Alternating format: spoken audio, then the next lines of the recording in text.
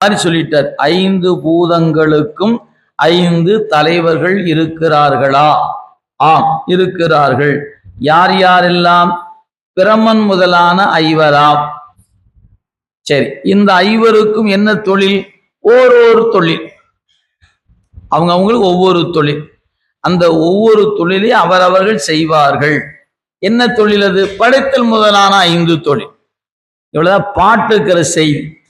இதை அப்படியே விரித்து சொல்ல போறாரு. அப்படியே பாருங்க. படைப்பன் அயன்,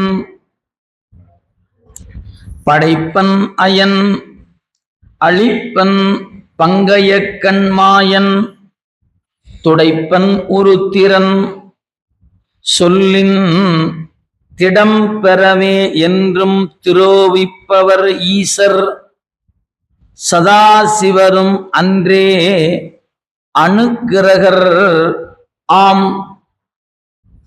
5 தொழில், 5 தலைவர். பிரமா என்ன செய்வாரு? படைத்தலை செய்வார். இப்ப படைத்தலுக்குரிய தொழிலுக்கான தலைவர் பிரமன். காத்தல் இந்த தொழிலுக்கான தலைவர் திருமால். அழித்தல் இந்த தொழிலுக்குரிய தலைவர் உருத்திரன். மறைத்தலுக்குரிய தொழிலுக்கான தலைவர் மகேஸ்வரர். அருளலுக்குரிய தலைவர் சதாசிவர் ஆம்.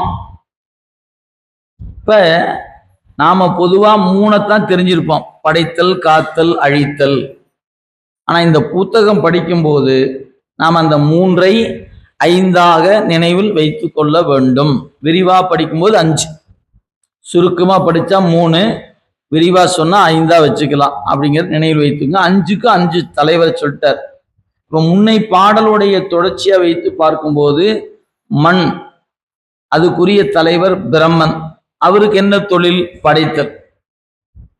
நீர், அதுக்குரிய தலைவர் திருமால். அவருக்கு என்ன தொழில்? காத்தல். நெருப்பு, அதுக்குரிய தொழில் அழித்தல்.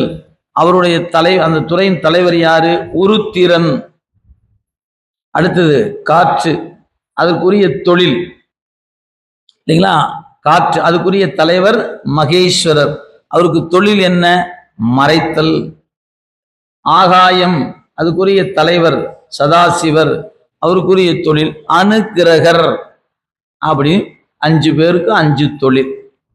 இதுல ஓரோர் தொழில் சொல்லும் கால்